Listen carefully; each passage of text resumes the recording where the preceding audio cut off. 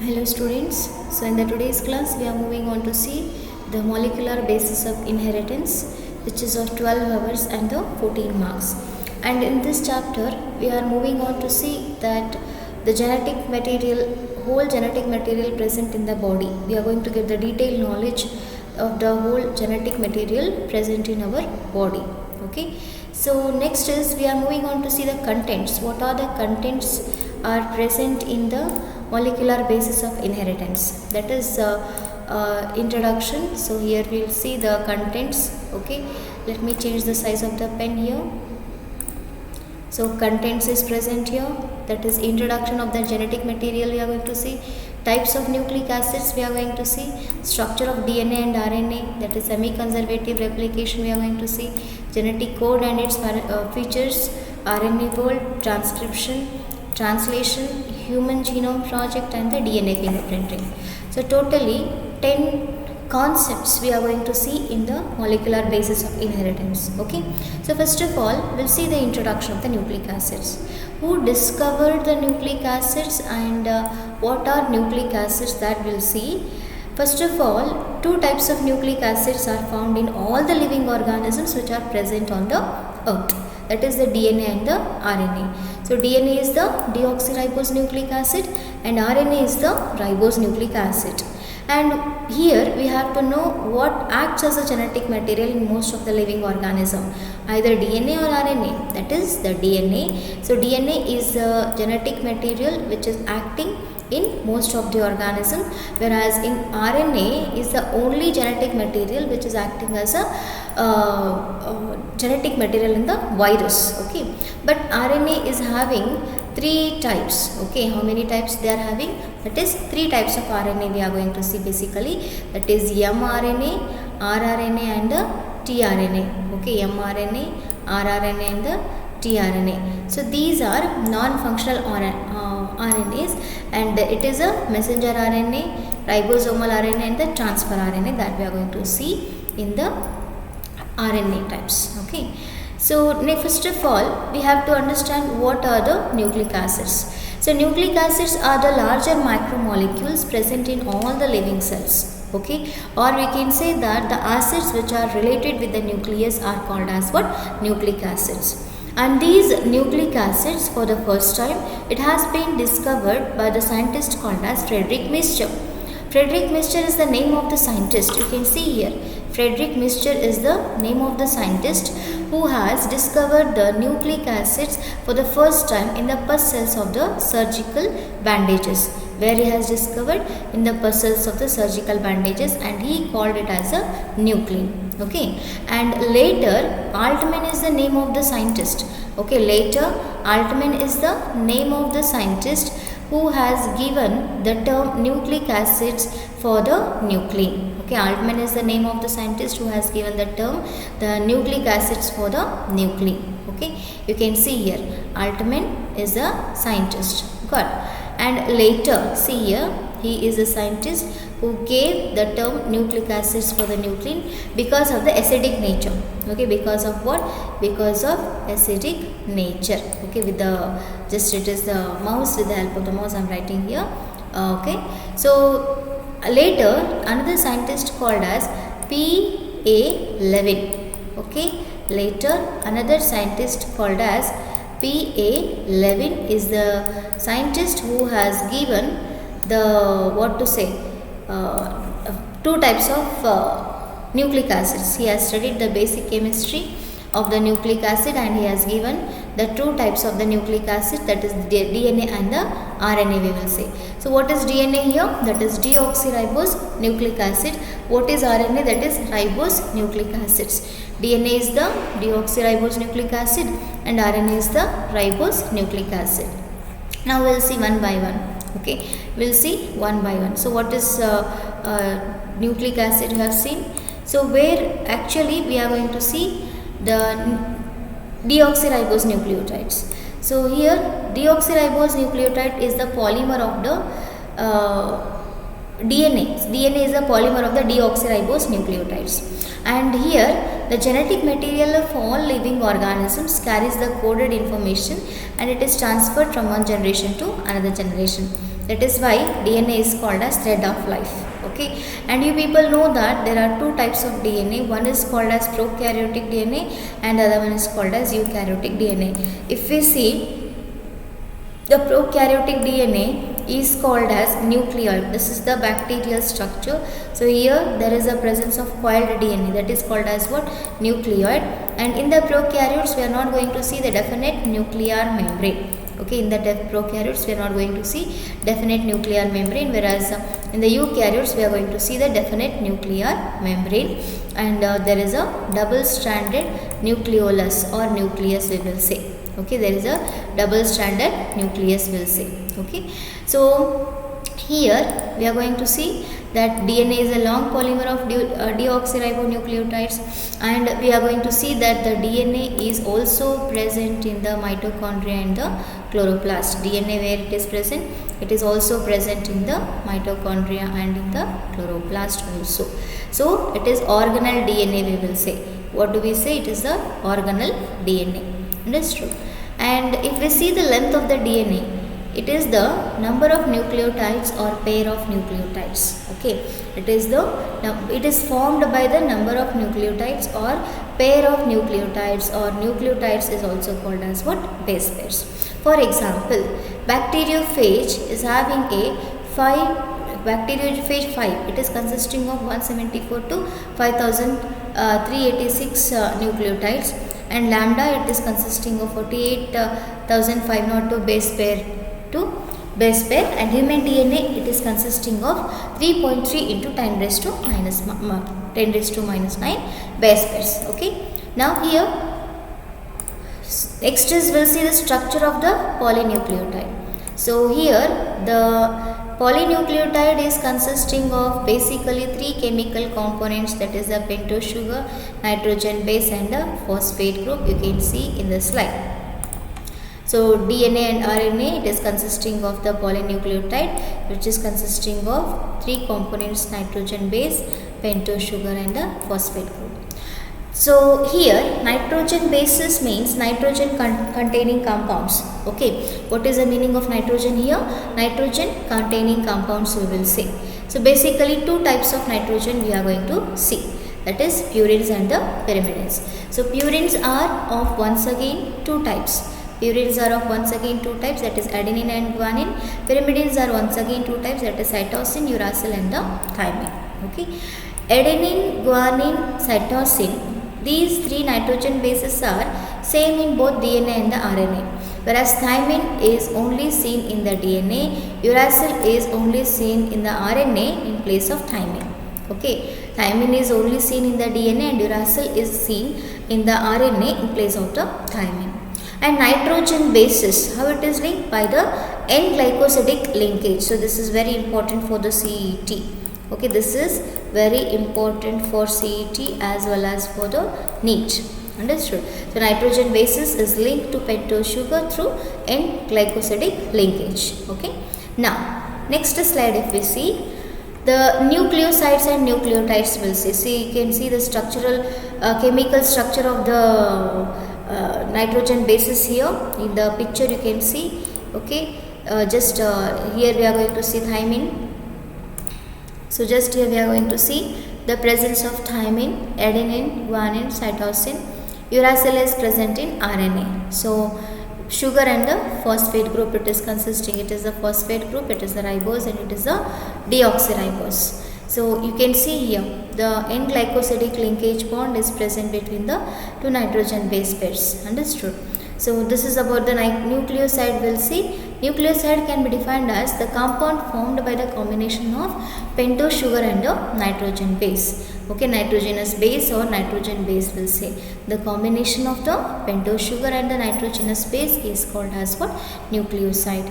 In DNA molecule, the nucleosides are nothing but deoxyribose sugar is combining with the nitrogenous base to form the deoxyribonucleoside. For example, adenine plus deoxyribose is forming the deoxyribose adenosine. Guanine plus deoxyribose is forming the deoxyguanosine. Cytosine plus deoxyribose is consisting of deoxycytidine. Thymine plus deoxyribose is is called as what? Deoxythymidine. Okay, so this is very important for the theory, NEET and the CET.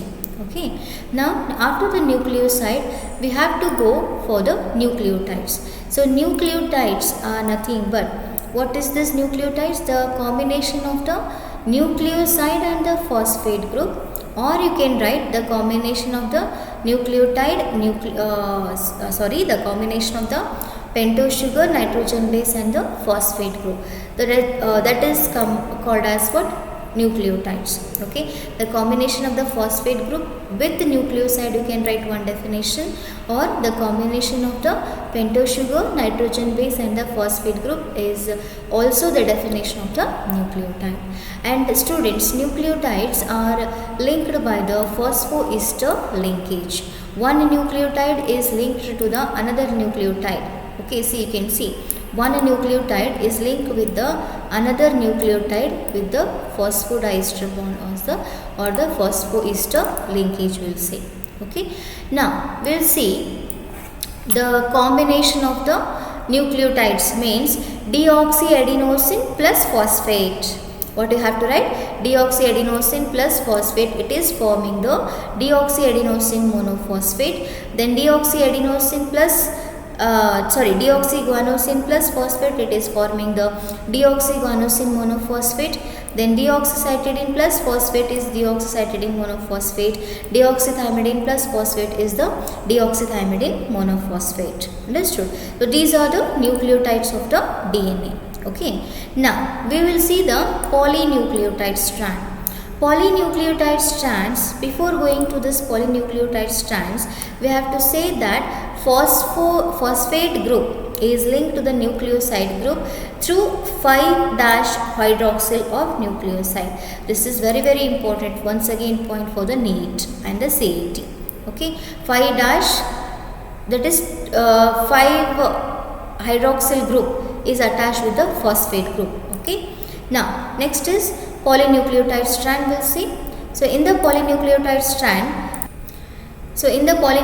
strand, we are going to see that the two nucleotides are linked through 3' end to 5' end of phosphodiester linkage.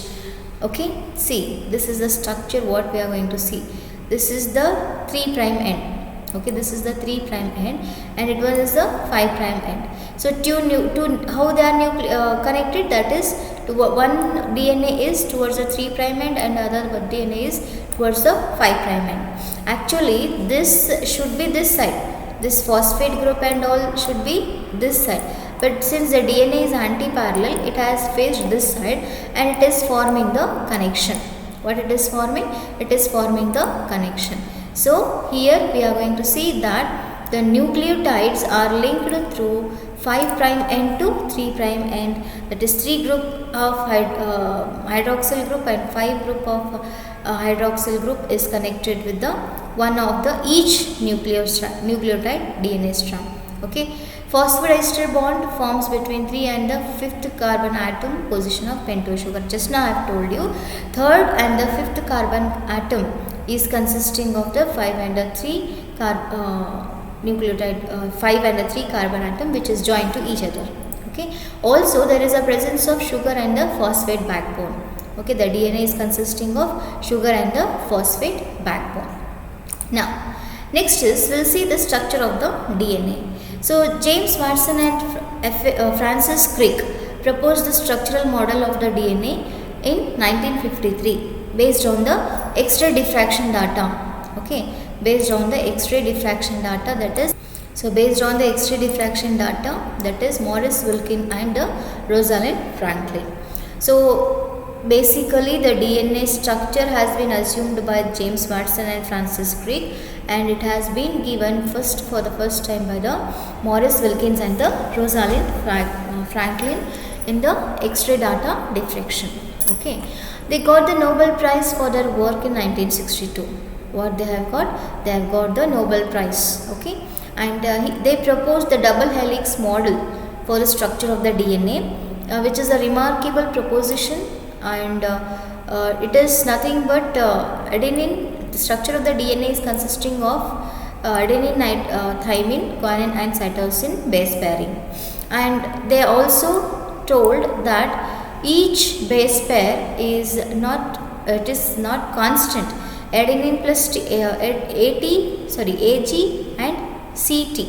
Okay, it is not constant, but At and G plus C, it is constant. Okay, adenine, guanine, purines one side, cytosine, thymine, pyrimidines one side. They are not constant, but adenine, thymine, cytosine and guanine are constant. Understood? Okay. Now the structure of the DNA is as follows. Two polynucleotide chains will be there. Okay, you can see these two polynucleotide chains which are anti-parallel in nature. Okay, and here we are going to see the presence of two grooves. One is called as minor groove and the other one is called as major groove. So this one is called as major groove, and this one is called as minor groove. Okay, and the body is made up of sugar phosphate backbone. This picture you can see, the body is made up of sugar phosphate backbone and it is anti-parallel in nature. Okay, what it is anti-parallel in nature, and the diameter of the DNA is consisting of the 20 angstrom. The diameter of the DNA is consisting of 20 angstrom. One rotation of the DNA is measuring of about 3.4 or nanometer, or it is called as 34 angstrom, which is also called as pitch of the helix. This one rotation, okay, this one rotation is called as pitch of the helix, which is consisting of 34 angstrom or 3.4 nanometer. Okay, now I have told you the diameter of the DNA is consisting of 20 angstrom or 2 nanometer. Okay, then the one loop is consisting of 20 base pairs, or 20 bases, 20 nitrogenous bases or 10 base pairs will say. Okay, 20 nitrogenous bases. This one loop is consisting of 20 nitrogen bases or 10 base pairs, which is consisting of adenine, thymine to the cytosine and the guanine. So adenine, thymine, cytosine and guanine are present. Always adenine pairs with thymine by 2 weak hydrogen bonds and cytosine pairs with guanine by 3 weak hydrogen bonds. Okay, and the distance between the two bases, is the 0.34 nanometer or 3.4 nanometer. Okay, then next is Erwin Chergav's rule is saying that the always purines is comparatively similar with the pyrimidines. Okay, that means the ratio of the adenine, thymine and the cytosine and guanine, the ratio of adenine, thymine to the cytosine and guanine is equal to 1 or unity. So you can see this clear picture of the DNA. Okay, next is we are moving on to see the central dogma of molecular biology, which has been proposed by the scientist called as Francis Crick. And central dogma of molecular biology says that it is the one-way flow of the genetic material to synthesize the protein, that is from the DNA to RNA and from the RNA to protein. So DNA to RNA, it undergoes transcription, and RNA to protein, it undergoes translation. So this process is called as what? Central dogma of the molecular biology. Now we will see next concept, that is packaging of DNA helix, which is also called as DNA wrapping. What it is also called? It is also called as DNA wrapping. Now see here students, DNA wrapping is formed by the histone molecules. Okay, so it is the histone molecule. This one is 1, 2, 3, 4, 5, 6, 7, 8. One more is behind this. Okay. DNA wrapping occurs by the combination of the histone molecules as well as by the linker DNA. Now what are these histones? Histones are the proteinaceous octamer units. What are these histones? Histones are the proteinaceous octamer units, which is consisting of a repeated sequence of the histone molecules, that is H1A, H2A, H1, H2A, H2B, H3 and the H4. Okay, so these are the histone molecules which are rich in amino acid residues like lysine and the arginines. Histones are they are very rich in amino acids, which is the lysine and the arginine. Once again, NEET and the CET point. But in the prokaryotes, we are not going to see the presence of the histones. Why? Because here the DNA is just negative. Of course, DNA is a negatively charged, but in the sequence we are not going to see. It is in the form of loop. Okay, that is why we are not going to see the DNA in the prokaryotes. So we will say it as a non-histonimal complex. Whereas in the eukaryotes, we will see the histonimal complex. Why? Because it is consisting of the protein molecules arranged in each section, and see, you can see, okay, the protein molecules are coiled by the DNA, which is called as linker DNA, and H1 particle is acting as a linker DNA, and this is also called as nucleosome model. The DNA wrapping is also called as what? Nucleosome model, which is consisting of 200 base pairs of DNA helix, and it is arranged like a beads on a string, which is observed in the electron microscope. So here DNA packaging is also called as DNA wrapping, and here the DNA and histone molecules are combining to form the DNA packaging or the nucleosome model. So DNA is a negatively charged particle, whereas histones are the positively charged particle. The negatively charged particle and the positively charged particle combine together to form the DNA helix. Okay, DNA packaging, or it is also called as chromosome packaging. You can see that in the electron microscope, it is arranged like a beads on a string. Okay, and it is the chromatin fiber and further coiled and condensed during metaphase. So chromosome structure is seen clearly during the metaphase stage only. Why? Because in the metaphase stage, the chromosome is formed by the combination of the DNA and the histone molecules. So typical nucleus is loosely packed. The region where chromatin network is loosely packed is called as euchromatin. This is also very important. Euchromatin means what? The chromatin is loosely packed. That is called as what? Euchromatin. Whereas heterochromatin means the chromatin network is densely packed. That is called as what? Heterochromatin. Okay. Next, after this euchromatin, heterochromatin, nucleosome model and all, we'll see the search for genetic material. Now students, DNA is the genetic material which has been proved for the first time by the scientist called as Frederick Griffith by doing an experiment called as transforming principle. What he has taken? He has taken the mouse for an experiment. So Griffith experiment. So Griffith has taken the mouse, and he has taken the Streptococcus pneumoniae bacteria, which is causing the disease called as pneumonia. Okay, and Streptococcus pneumoniae bacteria has divided into two strains. One is called as smooth strain bacteria, and the other one is called as rough strain bacteria. So smooth strain bacteria is also called as virulent bacteria. Rough strain bacteria is called as non-virulent bacteria. So here the mouse which is injected by the smooth strain bacteria is going to die. Why? Because the smooth strain bacteria is virulent, it is causing a disease.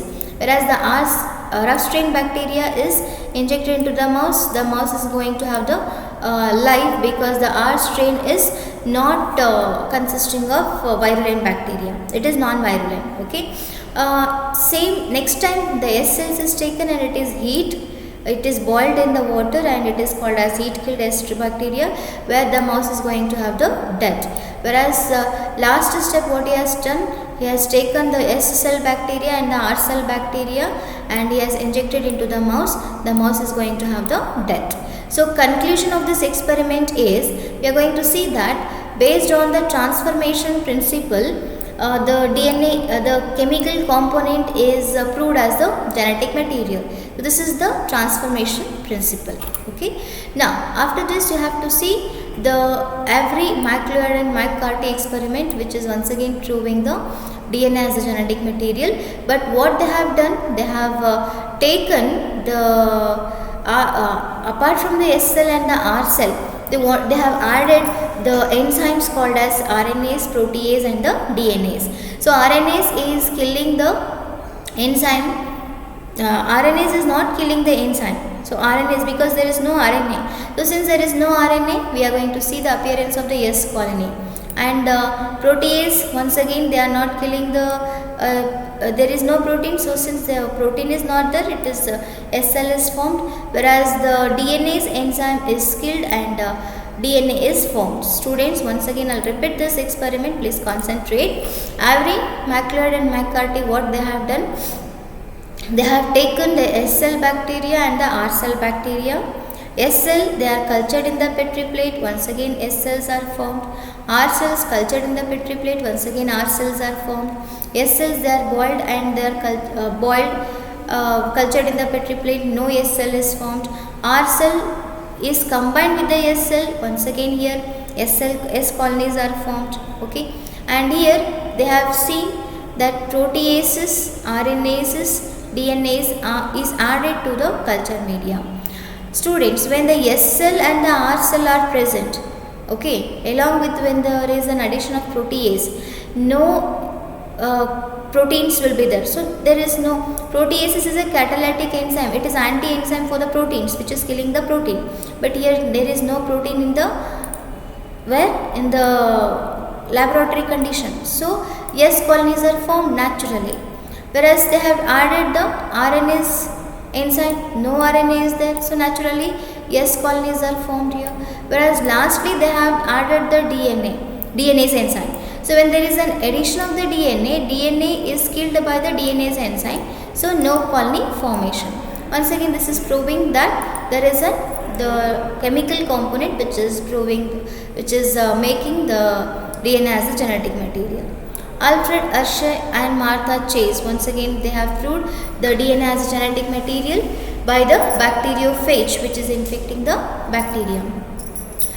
In this bacteriophage, what they have added, so experiment, what they have taken for the experiment, bacteriophage they have taken, radioactive phosphorus they have taken, radioactive sulfur they have taken. So bacteriophage attached to the bacteria and injects the genetic material into the bacteria. So it has become viral genetic material incorporating itself to bacterial DNA, and many new bacteria are formed here. Now see here, this is the bacteria. Okay, in this bacteria already there is a presence of DNA, and here bacteriophage DNA is forming. Okay, so this bacteriophage DNA is combined with the bacterial DNA and it is mixing with that, and daughter cells is bacteriophage DNA is formed. But the scientist wanted to see whether the DNA is helping or something protein coat is helping. Okay, so accordingly they have followed the 3 steps, that is infection, blending and the centrifugation. So what they have done, they have taken the E. coli bacteria and they have started growing in the 2 culture media. One is consisting of phosphorus and the other one is consisting of sulfur. Then these E. coli bacteria are separated and mixed in the blender machine. Okay, and they are allowed to centrifuge. After the centrifugation, what happens, the radioactivity, one is converted into supernatant and the other one is converted into pellet. Supernatant is separated into the another conical flask and pellet is separated into the another test tube. So as the supernatant solution is injected to one bacteria, what happens, the radioactive phosphorus will be there, and radioactive phosphorus is combining with the bacterial DNA and it is producing the bacteriophages as a daughter cells. Whereas when the sulfur is injected in the bacteria, what happens, there is no arising of the bacteriophage. Okay, there is no arising of the bacteriophage. So that is why it is proving that the sulfur is not the content of the DNA, but it is a content of the protein. So it is proving that DNA will be acting as genetic material from the Alfred Hershey and the Martha Chase experiment. Once again, next is we are moving on to see the properties of the genetic material. So in the properties of the genetic material, we are going to see that first property is it should be able to generate its replica. That means replication it should undergo. Then second one is it should chemically and structurally be stable. The DNA or the RNA should be stable. and provide the scope for slow changes, that is mutation, which is required for evolution. Okay, and should be able to express itself in the form of Mendelian characters. So the properties you have seen, which is very important for the NEET and the CET. And here the replication process, it refers to duplication.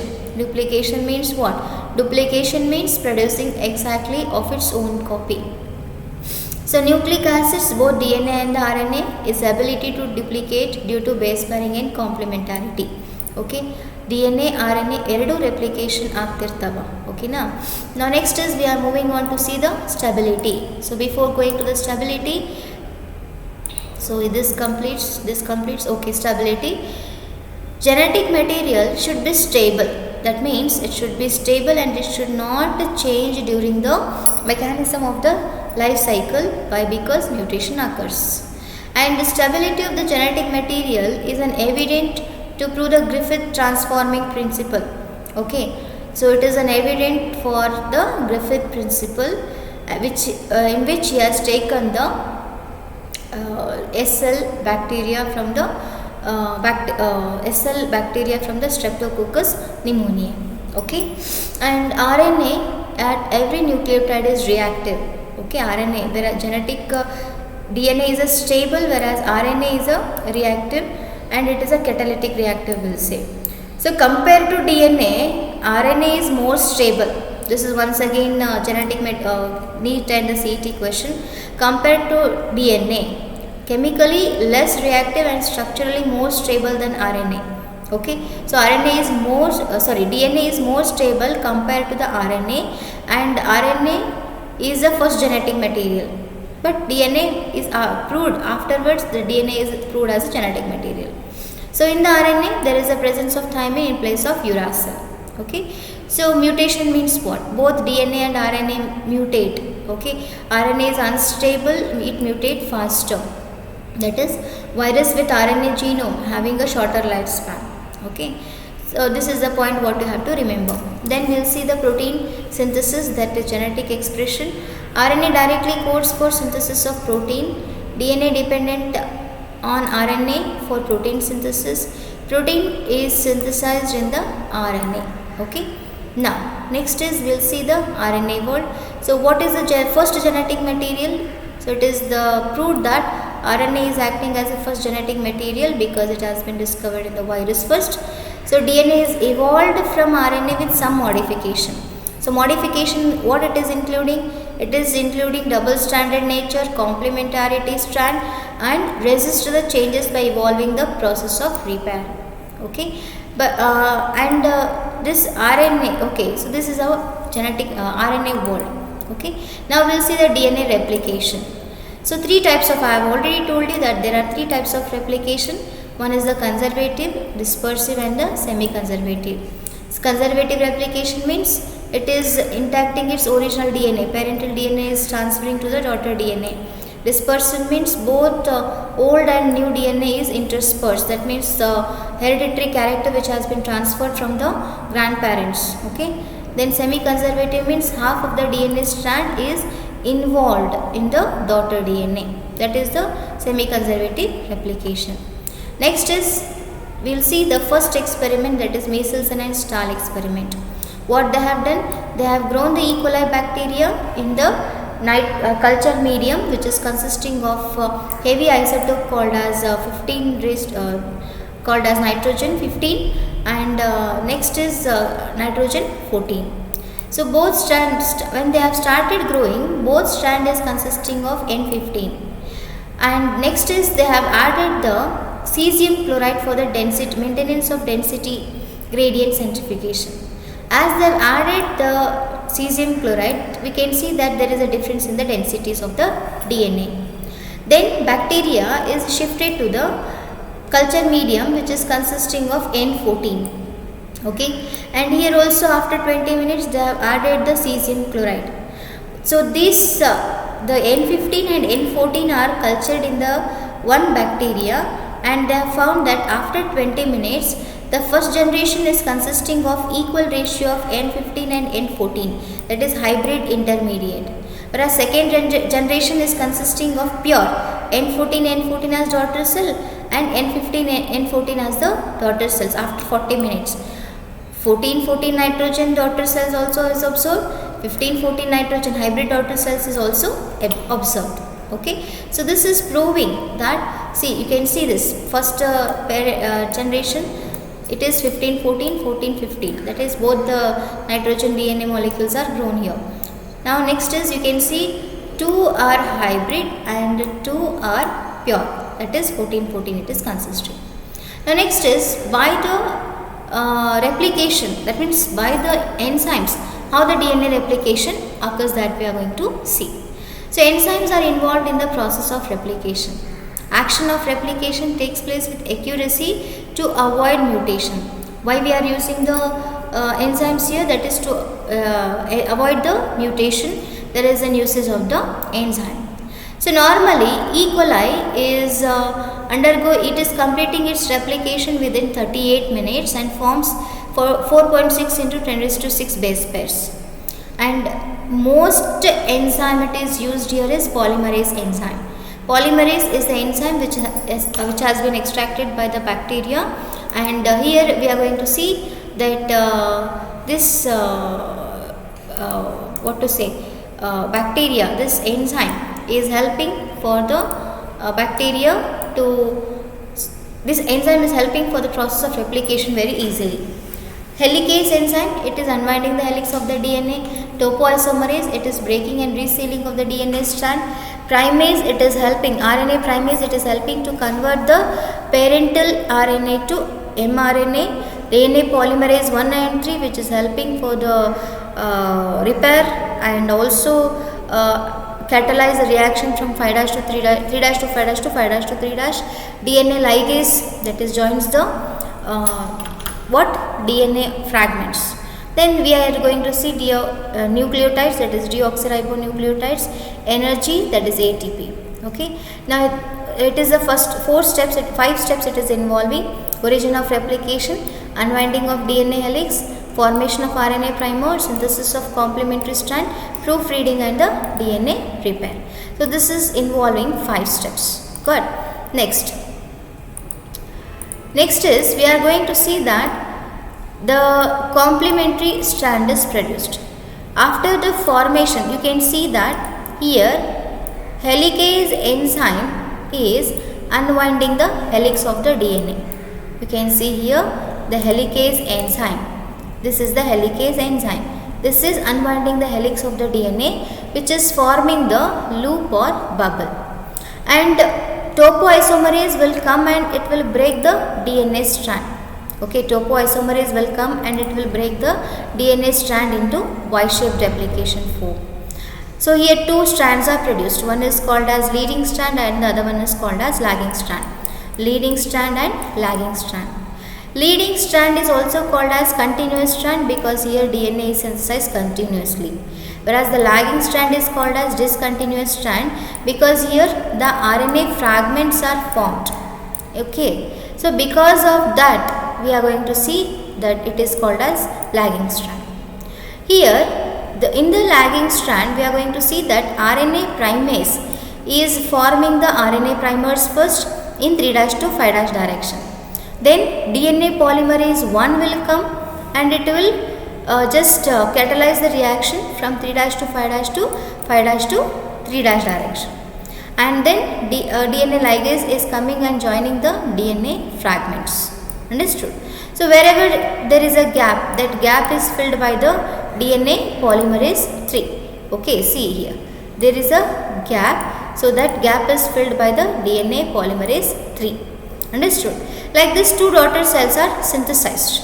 Like this, what happens? 2 daughter cells are synthesized, and here we are going to see that these daughter cells are separated from the parental cell.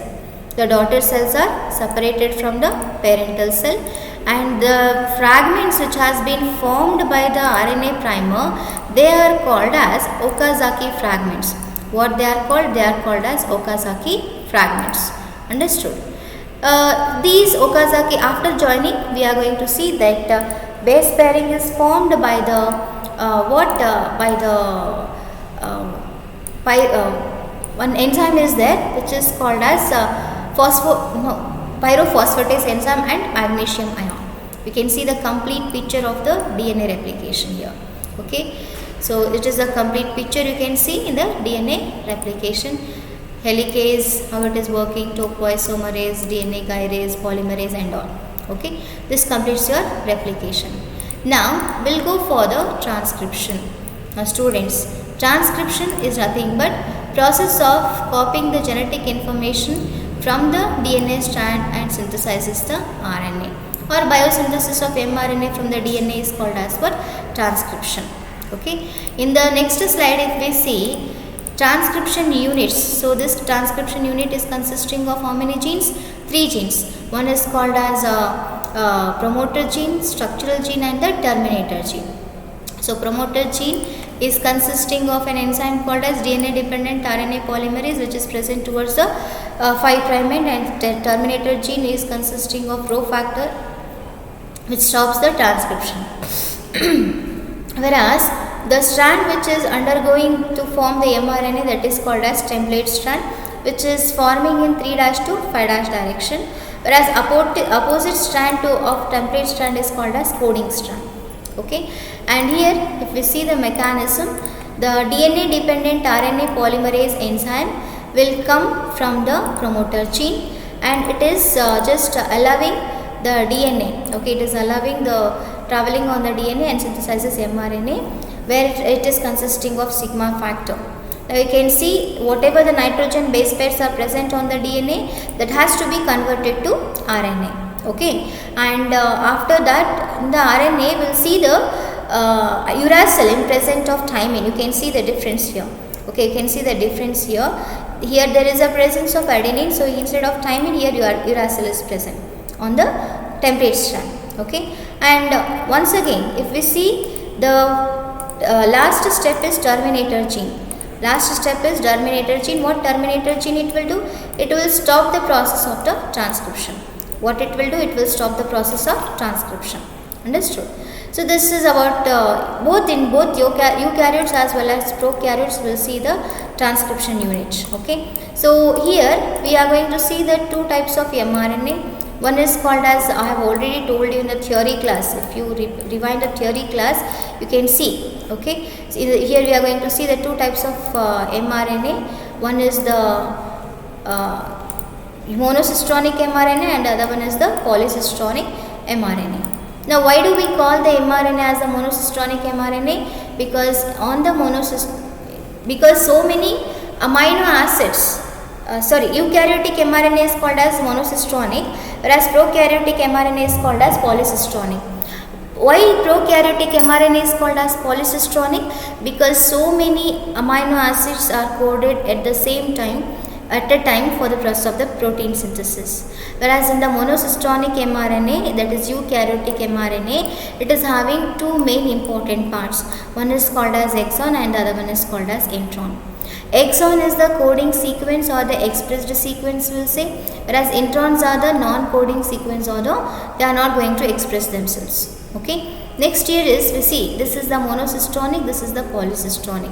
So these are having the coding sequences, whereas the monocistronic DNA is not having the coding sequences. Understood?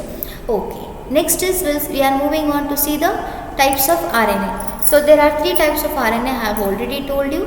It is mRNA, rRNA and the tRNA. mRNA is also called as messenger RNA. tRNA is also called as transfer RNA. rRNA is also called as ribosomal RNA. So RNAs are necessary for protein synthesis. mRNAs are acting as a template for translation to protein. tRNA is bringing the amino acid for protein synthesis and reads genetic code. And here we are going to see the all the 3. See here also in between we have seen, yes, in between we have seen types of RNA. Here